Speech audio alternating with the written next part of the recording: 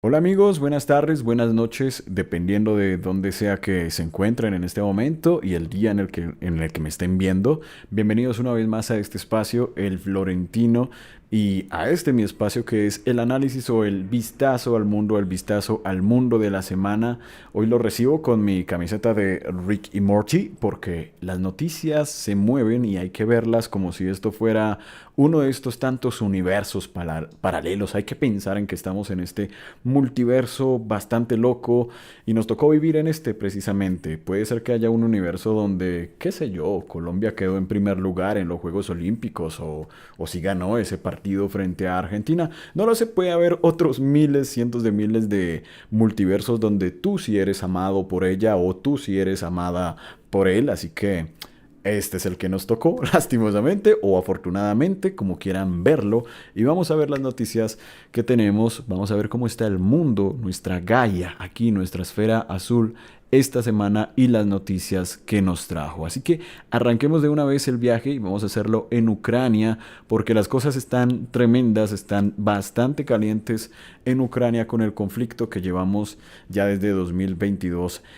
traqueando. Aquí pues tenemos la foto de un muy enojado Vladimir Putin porque esta semana el régimen ucraniano intentó hacer una ofensiva en Kursk, una de las regiones de Rusia, y esto es territorio originario de Rusia, no es territorio del que él ya se ha ido apoderando a lo largo del conflicto, sino que es territorio original de Rusia. Se habla de que al menos unas 1000 tropas incursionaron con vehículos blindados, con pues todo el equipo armados hasta los dientes, incursionaron hasta unos 10 o incluso 20 kilómetros en territorio originario ruso. Inmediatamente al día siguiente se hizo esta reunión donde estuvo pues toda la cúpula de Vladimir Putin y también salió Gerasimov, el general en jefe, el comandante en jefe pues de las Fuerzas Armadas rusas, a decirle que la situación estaba contenida, de que se iba a contener, de que se detuvo como tal el avance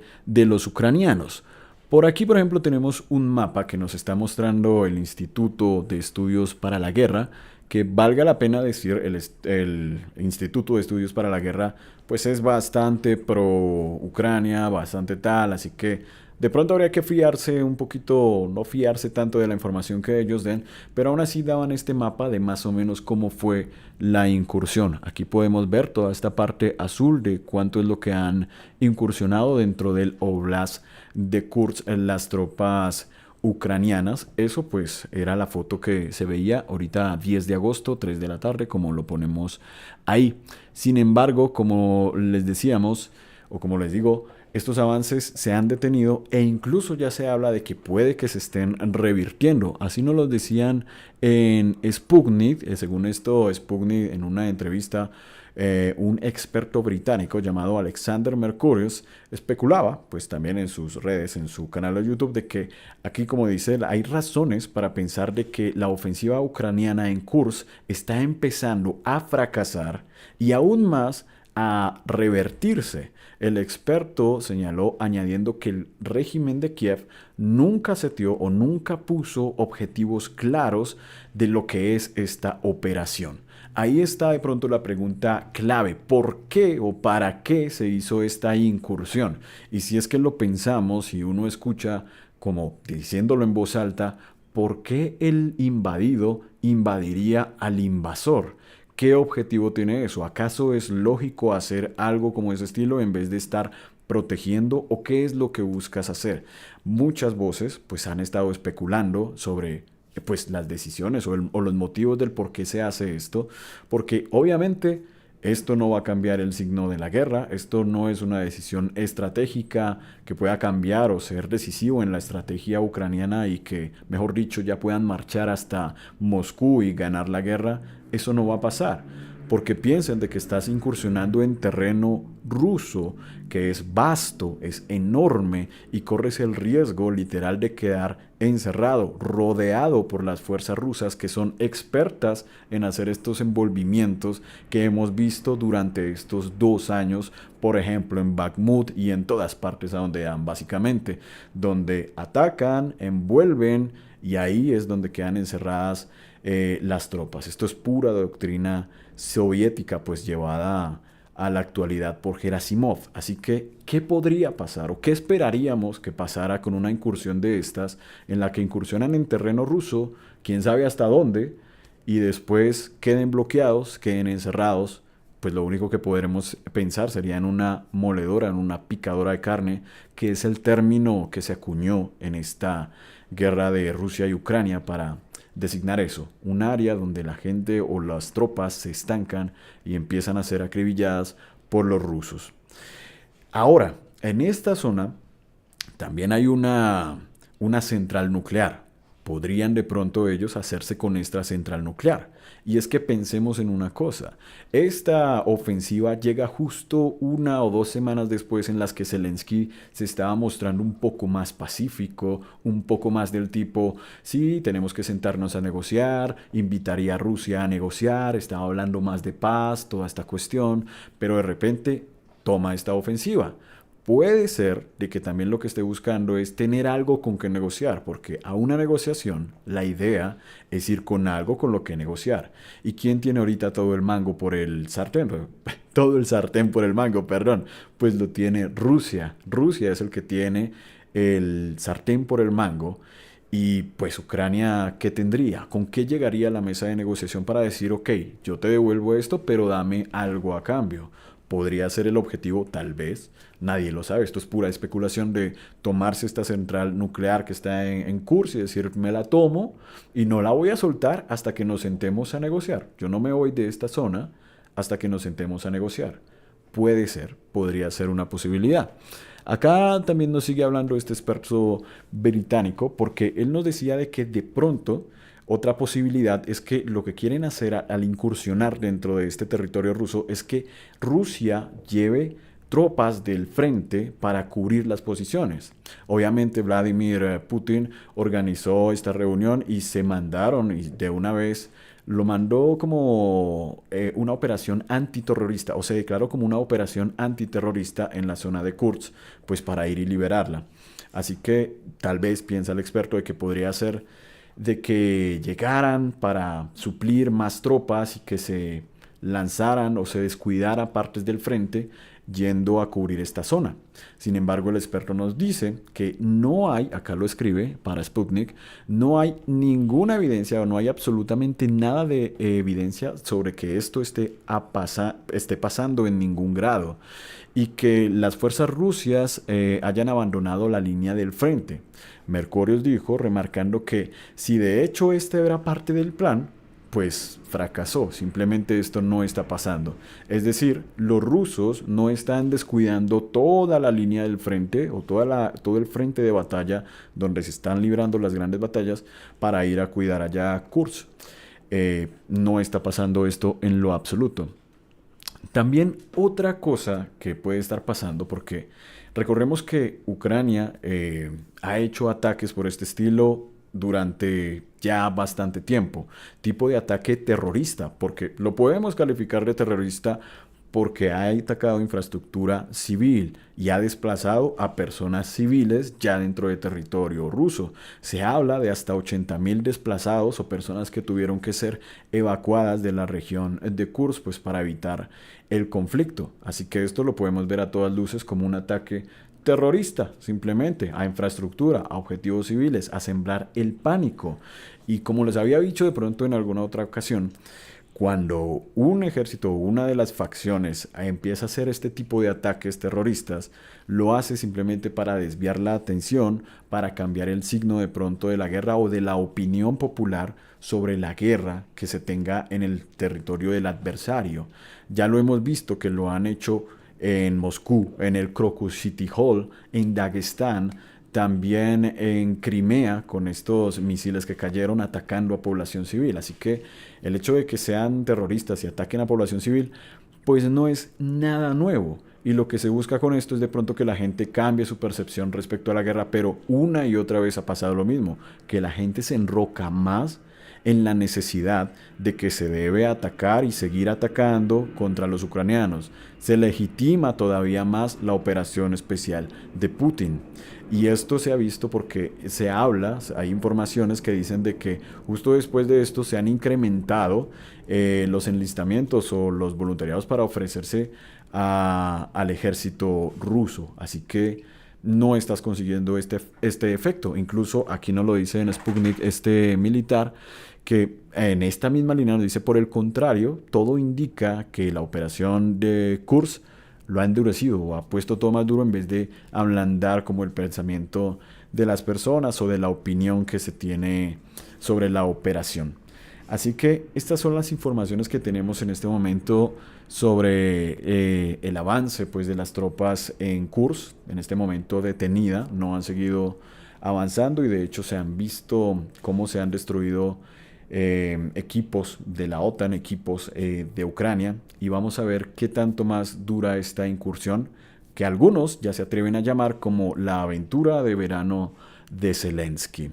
Y vamos a ver hacia dónde lleva todo esto y si simplemente es los últimos patalazos de ahogado o la intención de tal vez tomar un cachito de tierra para intentar negociar o tener algo pues con lo que negociar de parte de Ucrania. Ahora hay otra información, el día de hoy se supone que Ucrania atacó una base, una central nuclear que está incendiada en este momento. No he visto la actualización de la noticia, pero se veía que se había incendiado.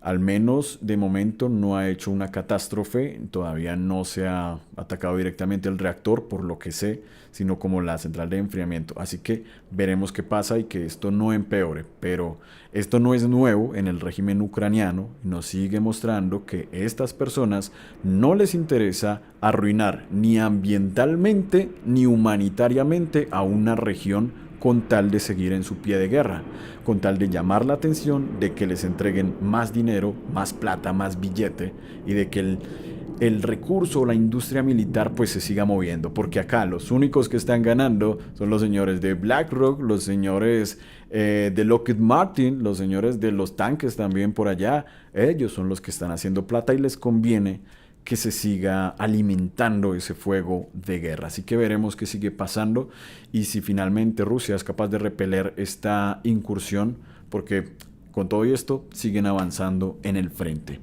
Y bien, vamos a dejar por ahí el conflicto en Ucrania y vamos a ir a Irán, porque esto es lo que tiene al mundo en vilo.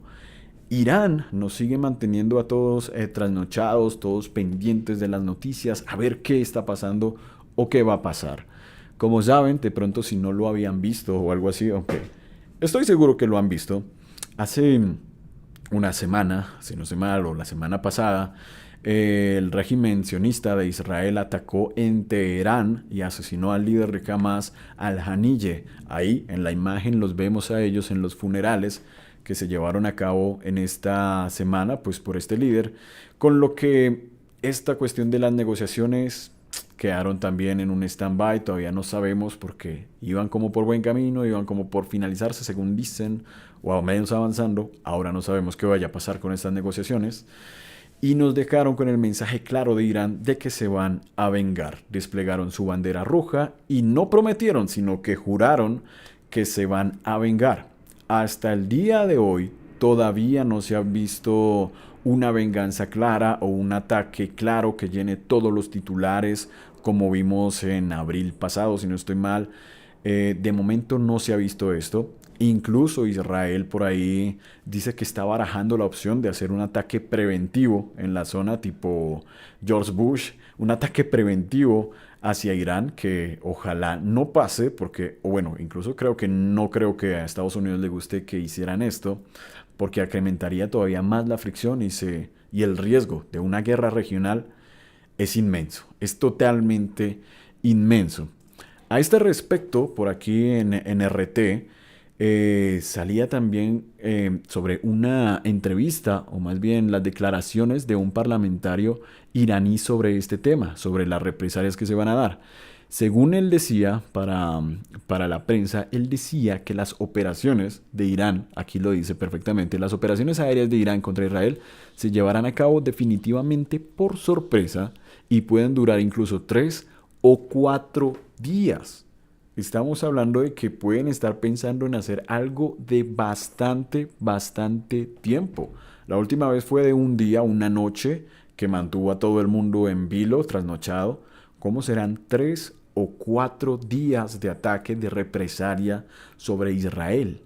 Además de eso también dice como, bueno, y le preguntan como por qué se ha mantenido como tan en las sombras, como a la espera, como si se estuviera postergando. Y él dice, sostiene que prolongar la represalia o hacer esperar a Israel por la respuesta es favorable para Irán, ya que Israel siente cada noche que está en el limbo, y mantener a Israel en el limbo es parte de la operación de venganza, añadió. Así que también están jugando con el aspecto psicológico del propio Israel, del propio Netanyahu, para decir, te voy a atacar, pero no te voy a decir cuándo, no te voy a decir cómo, pero seguramente te voy a atacar y va a ser monstruoso. Así que los va a tener a la expectativa en todo momento y va a llegar en el momento en el que menos pensemos. Tal vez estaban esperando que pasara esta semana en la que había de pronto mucho espectáculo, mucha cosa que puede opacarlos y quieren que se vea algo que llene los titulares completo, no lo sabemos. Además de eso, pensemos una cosa, Irán esta misma semana también liberó videos en el que se muestra que está vigilando las flotas estadounidenses que están pues en el Golfo, como dando el mensaje de te tengo vigilado, yo sé dónde estás, sé dónde caminas, si tú también lo haces, yo también puedo hacerlo. Y esto es un mensaje claro mostrando de que Irán ya no es el país de hace 30, 40 años o algo así. Claro que no, Irán ahora es una potencia de la zona también militarmente. Recibe también ayuda de Rusia y desplegó en esta semana misiles hipersónicos. Ahora sabemos que es uno de estos 4 o 5 países que tienen misiles hipersónicos, que pueden hundir destructores, que podrían hundir esos destructores, esos buques estadounidenses, y que además de eso tienen drones por cientos y cientos, y misiles y de todo, y defensa antiaérea. Así que hay que pensar que Irán no es Irak, no es Libia, no es Afganistán, no es Siria, no es ninguno de estos países donde está acostumbrado o estaba acostumbrado Estados Unidos a simplemente disparar desde lejos con sus misiles, con su Reaper, con su fragata, con su artillería, destruirlos, después entrar en operaciones relámpagos o ni siquiera entrar sino desestabilizar y hacer que el propio régimen y las facciones peleen y dejar el país destruido. Pues Irán no es así. Y con esto lanzan el mensaje de que Irán se puede defender. Y hay informaciones de que puede ser que los enriquecimientos de uranio estén por ahí ya, a la vuelta de la esquina, y que mejor dicho, que el arma nuclear esté a la vuelta de la esquina para Irán. En el momento en el que ellos tengan el arma nuclear, ya nadie los toca. Nadie los toca y el régimen se afianza de ahí a la eternidad. Miren nomás el caso de Corea del Norte. ¿Quién lo toca teniendo armas nucleares? El que tenga armas nucleares ya lo dejan quieto, ya lo dejan allá. Sigue siendo su enemigo, claro que sí, mírenlo feo, todo lo que quieran, pero tiene el arma nuclear y ya no lo vas a ningunear, ya lo vas a sentar en la mesa y lo vas a tratar pues como un adulto, ¿no? Así que veremos qué ocurre con esta situación que sigue manteniendo al mundo en vilo. De repente pasa justo cuando se está publicando este video, de repente en esta semana o de repente en la próxima. No lo sabemos, pero la tensión sigue siendo enorme en esta región del mundo. Así que muy atentos a lo que pase en Oriente Medio. Vamos a seguir adelante porque las noticias, hay bastantes noticias. Y la noticia de esta semana, del lunes pasado, hace 8 días, fue en Wall Street. Bueno, directamente en todo el mundo porque esto afecta a todo el mundo y fue el llamado lunes negro que sintió Wall Street o la bolsa en general, los mercados bursátiles en general, sobre todo en particular las 7 magníficas. Estas 7 magníficas, ¿cuáles son? Son las 7 empresas más importantes que son tecnológicas en ese momento en los índices de mercado, ¿no? En el S&P 500 son las más importantes. Estas 7 representaron caídas de hasta un 6%, si no estoy mal.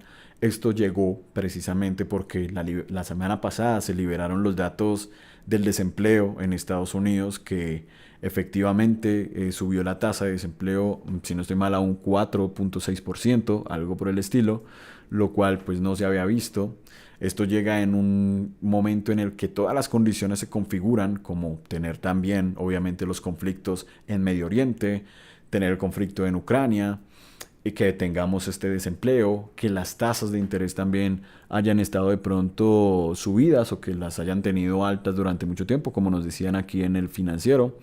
Y todo esto provoca de que caiga. Incluso se sabía que Warren Buffett, el que llaman el oráculo de los mercados, uno de los tipos más ricos y sabios en cuanto al manejo del dinero del mundo, vendió la mitad de sus acciones de Apple. Eso no es cualquier cosa, es vender la mitad de sus acciones y eso es lo que causa también es miedo, incertidumbre en el mercado por lo que pueda venir. Así que se llegó a esta caída, se ve una caída drástica, miren nomás los números, se habla de Apple con un 4.85% de caída, Alphabet, que es Google, o pues la empresa de Google, con 4.61%, Amazon 4.17%, Meta con 2.51%, Microsoft 3.18%, Tesla 4.33%.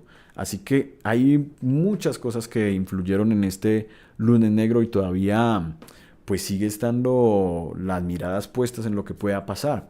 Aquí, por ejemplo, tocaban un dato que me parece interesante y es la lentitud en la monetización de las herramientas de IA.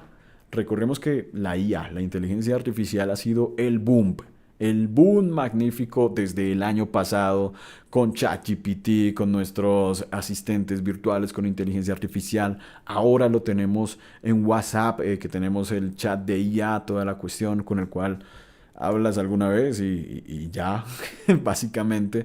Pero la cuestión es cómo monetizas o cómo rentas ese dinero si ya antes todas estas empresas que les mencioné, Meta, Facebook, Google, todas Tesla, X, todas monetizan con la información de nosotros, monetizan sabiendo nuestra información, sabiendo nuestros gustos, nuestras preferencias, que si compramos, que si esto, con el Big Data.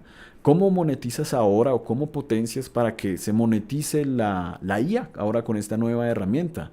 ¿O tienes que hacer un nuevo mercado o lo aplicas si ya tenías un modelo que funcionaba? ¿Cómo lo haces?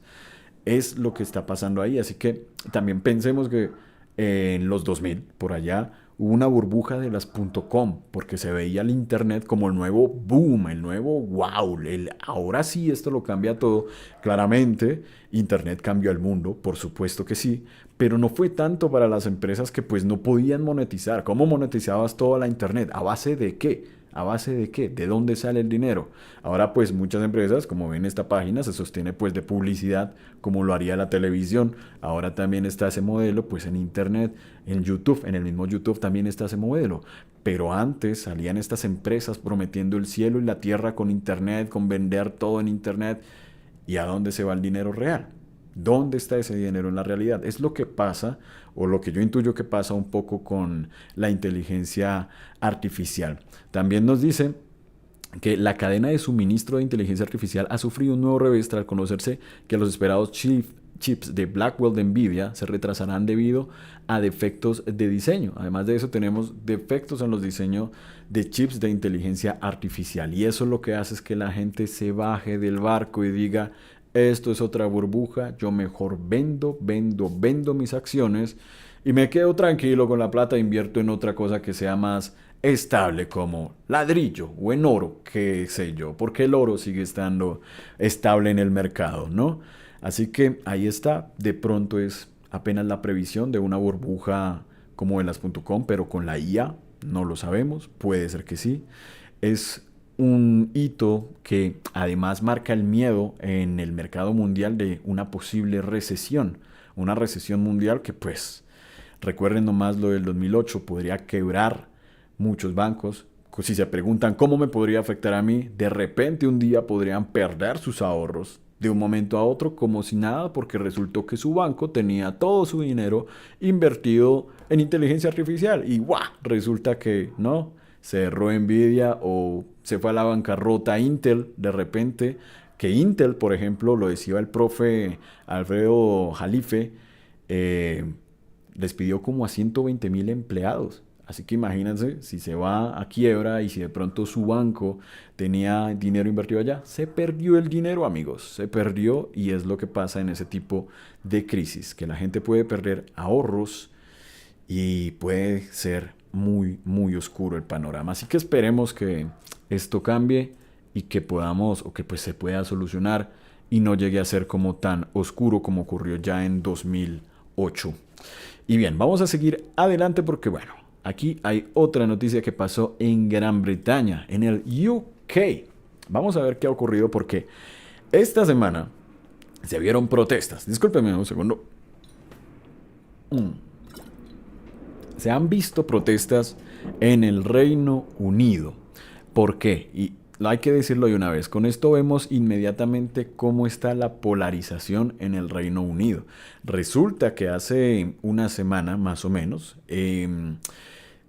resultó un caso, una noticia en la que un jovencito de unos 17 años, aparentemente de descendencia ruandesa, asesinó a 3 niñas en el Reino Unido. Cuando se supo esto, aquí está el nombre del chico, Alexander Rudakubana, nacido en Gales, pero de padres ruandeses. Se dio información, se transmitió información en las redes, pues, de que el chico era solicitante de asilo. Y al él hacer esto, de cometer este terrible crimen, pues inmediatamente la gente estalló, salió a las calles a hacer desmanes, a incendiar autos, a generar actos de violencia y resultó en que más de 400 personas fueron detenidas por estos disturbios. Algo totalmente increíble. Ya una persona fue sentenciada, como de 58 años, sentenciada a 3 años de prisión por estas cuestiones, actos de violencia. Un desastre total. Y esta semana, pues, las protestas se dieron también del otro lado. Del lado que es pro inmigrante, por decirlo de una manera, o pro asilo. El lado que no está a favor del racismo, mejor dicho, que condena el racismo, porque son los cánticos que se ven ahora en este fin de semana en que salieron a protestar las personas o a manifestarse en contra del racismo, en contra de pronto la xenofobia y de este rechazo a las personas que son inmigrantes o que buscan asilo o protección en Reino Unido. Hay que ver que Reino Unido hace poco que cambió de presidente, bueno, de primer ministro, como sabemos, Keir Starmer es el nuevo primer ministro, y ellos venían o vienen con esta política de que a las personas que venían en barco hacia Reino Unido, las cogían y las mandaban a África, si no estoy mal, a Senegal, si no estoy mal, habría que investigar, pero los devolvían allá directamente para que ya pues básicamente fueran problema de África. Los cojo, los devuelvo y acá no entran. Él llegó con la promesa de cambiar eso porque le parecía, y obviamente a su electorado que es de izquierdas, él, hay que recordarlo, es del Partido Laborista de izquierda, pues no les parece de que esto ocurra, sino de que más bien ellos les darían el asilo pues a las personas, obviamente pues que lo necesiten, ¿no? Como para ayudarles y que no sea una situación humanitaria tan dramática. Pero obviamente la otra parte, la derecha o la que llaman la extrema derecha, no está de acuerdo con eso y no quieren recibir pues a extraños o a inmigrantes la cuestión porque para ellos representan parte de los problemas de seguridad, de desempleo, de la cuestión. Además pensemos, de pronto ven que es una isla pequeña y en la mente de alguien que pues ve las cosas de cierta manera, tal vez se le llene la isla muy rápido, ¿no? Así que lo que vemos, o lo principal que hay que notar en esto, es que hay dos bandos enfrentados, de que hay fricciones, hay una polarización tremenda en Reino Unido entre la izquierda y la derecha, y esta polarización se va a seguir manteniendo durante mucho tiempo, y quién sabe cómo la irán a resolver, quién sabe qué va a proponer el primer ministro para solucionarlo. De momento pues están las manifestaciones, pero no es sino ¿cómo decirlo? Como el efecto de todo esta política progresista que se ha visto durante los últimos años en la anglósfera en general. Porque si Reino Unido está polarizado, Estados Unidos es el doble de polarizado. Así que es a lo que llevan este tipo de cosas, este tipo de batallas culturales que se ven actualmente. Así que una más para la anglósfera y ver cómo salen de la situación o qué sigue pasando allá. Y bien, vamos a seguir adelante hablando de la anglósfera. Vámonos para los Estados Unidos de América, a Washington, D.C., porque en esta semana Kamala Harris presentó a su fórmula vicepresidencial. Con esto directamente ya nos están diciendo de que Kamala es efectivamente la nominada para el Partido Demócrata. Ya representó pues a su fórmula, o al que sería su fórmula vicepresidencial, el señor Tim Walz. Este señor que ya es como de unos 60 años, que tiene carita como de bonachón, como de gordito, como de apapachable. Este fue el señor que escogieron. Y obviamente los de Trump, los del lado de Trump, no demoraron en sacarle los trapitos al sol sobre su pasado, porque toda persona, y sobre todo en política, tiene un pasado, tiene una historia que puede ser utilizada en su contra. Tengamos eso en cuenta. Y este señor no es la excepción. Ya los de Trump le sacaron en cara de que él vivió en China. Vivió en China al menos un año o algo así y ayudaba incluso a sus estudiantes porque también fue profesor, fue maestro, a ir a China y tal. Así que es algo de lo que obviamente se van a pegar para darle campaña y golpes aquí al señor Walz.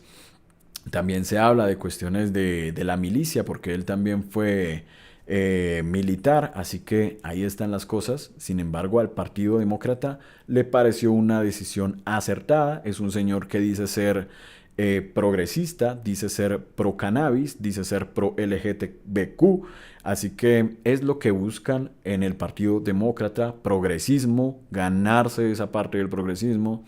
Y una cuestión que decía el profe Alfredo Jalife es que este señor lo que representa es esa batalla por ganarse los swing states o los estados péndulo, esos que de repente un día son republicanos o de repente otro día son demócratas y que pueden decidir o deciden las elecciones en los Estados Unidos.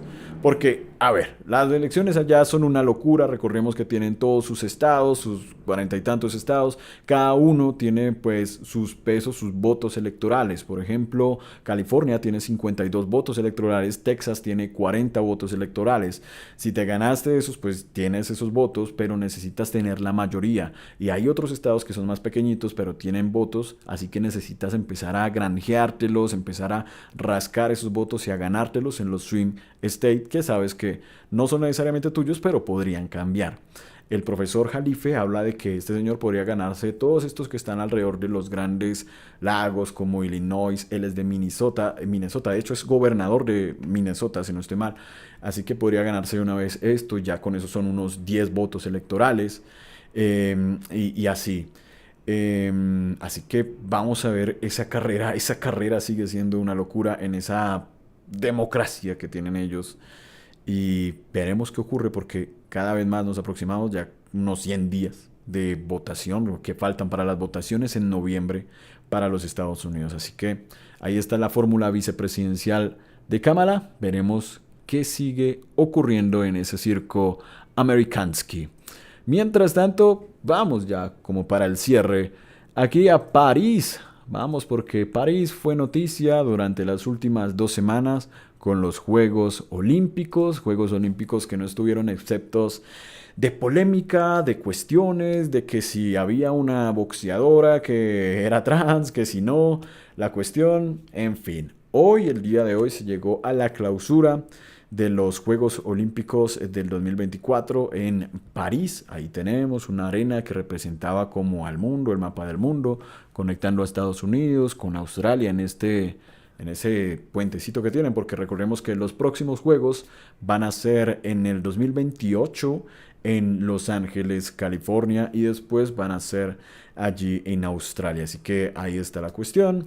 Fue una ceremonia de clausura, hay que decirlo, normal. Creo que no se vio vainas woke, cosas raras, cosas locas que como si se vieron en la inauguración. La verdad fue una clausura normal, más rígida a lo que está uno acostumbrado a ver de lo que es un espectáculo de los Juegos Olímpicos, con la cuestión de las anillas olímpicas, en el aire, con acrobacias, con estas performances y con mucha música. Vimos a Kavinsky, que me encantó eso, Kavinsky tocando este tema de Nicole, ese tema que si ustedes se quieren sentir como en un carro, como Ryan Gosling en Drive, ese es el tema que es precioso, fue bellamente interpretado allá, hay que decirlo. También estuvo Vampire Weekend, si no estoy mal, también estuvieron Phoenix. Por el lado de los Estados Unidos en su presentación, pues recibiendo el testigo, presentaron en las playas de California, de Los Ángeles, a Snoop Dogg con Dr. Dre, a Red Hot Chili Peppers y a Billie Eilish. Así que grandes nombres de la música. La bandera fue llevada por Tom Cruise ahí en una película a lo Misión Imposible. El hombre bajó desde el techo, bajó al suelo para recoger la bandera y salir en moto y hacer toda esta película a lo Misión Imposible del señor Tom Cruise. Así que fue un cierre de evento como bien lleno de música, con los representantes allá, los máximos medallistas, entre ellos el cubano Mijail de lucha, que es 5 veces campeón de oro olímpico en lucha. Es increíble, es una máquina. Y ahí estuvo un poco más normal, y la cita será pues en Los Ángeles, California, en el 2028. Así que de momento creo que no ha habido mayor polémica al respecto, mayor cosa, un cierre simplemente, pues, más bien común, más bien normal. Y bien, esto fue lo que ocurrió en los Juegos Olímpicos, y la última nota sería para Venezuela, porque Venezuela obviamente sigue siendo noticia desde las elecciones en hace unas 2 semanas allá. Así que quisiera destacar en Venezuela este artículo que ponía el Washington Post, que dice que en medio de las protestas o de los tumultos que están en Venezuela, de estos momentos pues terribles que se están viviendo en Venezuela, los Estados Unidos quieren que los países latinoamericanos lideren en encontrar una solución. Directamente nos está diciendo, empecemos por el título, diciendo de que quiero que ustedes, o les voy a quitar, o los voy a dejar a ustedes, niños, de que solucionen la cuestión. ¿Saben? Yo creo que esta vez no voy a hacer un golpe de estado, ni voy a poner más sanciones, sino que quiero que ustedes lo solucionen, niños. Y confían, o la administración Biden confía, o ha preferido, dice acá, que los líderes de Colombia, mi país, Brasil y México tomen el liderazgo en presionar al gobierno de Maduro para que pues revele la información de verdad de las elecciones y todo se esclarezca, si es que verdaderamente él fue elegido o fue Edmundo. Para ellos, Estados Unidos es como, acá lo dicen entre comillas, hay como evidencia overwhelming, es como abrumadora, o evidencia abrumadora de que Edmundo es el ganador de las elecciones allí en Venezuela. En esta semana todavía se reporta represión hacia parte de la oposición, capturas.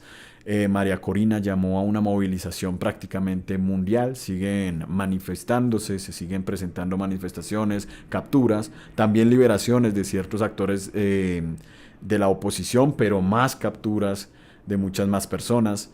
Y así siguen las cosas sin que se vea esclarecido el panorama. Así que se ve que en este momento los presidentes de México, de Colombia y de Brasil estarían liderando, se habla aquí en el artículo, o que están planeando una reunión para esta misma semana, para este miércoles, sentarse con Maduro para que efectivamente se vea voto a voto, que se vea transparente cómo fue la elección, que se traiga transparencia a la mesa. Se hace con 3 países que son de izquierdas en este momento: México de izquierda, Colombia de izquierda y Brasil de izquierda. Con el agravante también de que, agravante pues entre comillas, de que Brasil es perteneciente, o uno de los pertenecientes más grandes, fundadores del bloque BRICS. Así que entendemos de que aquí también hay influencia de los BRICS, que hay partidos de izquierda, así que es una apuesta arriesgada la de que supuestamente Estados Unidos los está dejando a ellos, pues de que lideren las cosas, sino de que tal vez hay esa injerencia por parte de los BRICS, por parte del mundo multipolar, al cual también le coquetean en Venezuela, porque él es amigo también de los BRICS, de los países BRICS, para que pues las cosas se den de cierta manera. No lo han tumbado del poder, no hemos visto un golpe de estado todavía, sino estos coqueteos en, por favor, que muestre transparencia, porque nos preocupa, sí, nos preocupa mucho. Háganlo ustedes, sí, países de izquierda, los hermanos mayores de él. Así que lo que yo veo es todavía más, o que se sigue ampliando el círculo de influencia del bloque BRICS o del mundo multipolar aquí en Latinoamérica. Colombia no es parte del BRICS, México no es parte del BRICS, pero quién sabe y este año reciban la invitación. ¿Qué tal ahorita en octubre que tienen la cumbre? De pronto Colombia reciba la invitación a los BRICS. No lo sabemos, así que vamos a ver qué sigue ocurriendo y el mundo estaría pendiente a lo que pasa de pronto el miércoles con estas reuniones que se lleven a cabo con Maduro y si algo cambia o simplemente sigue siendo esa historia que volvió a repetirse y repetirse una vez más. Y eso es, amigos, ese fue el vistazo a la semana. Muchas gracias por escucharme. Si llegaron hasta aquí son mis héroes personales. No olviden que si me ven por la calle, nos podemos ir a tomar una buena pola. Y por el momento no es más, así que me despido. Que tengan una feliz semana y nos vemos la próxima. Tal vez no el próximo tal vez en 2 semanas porque estaré ocupado, pero nos veremos. Ok, adiós.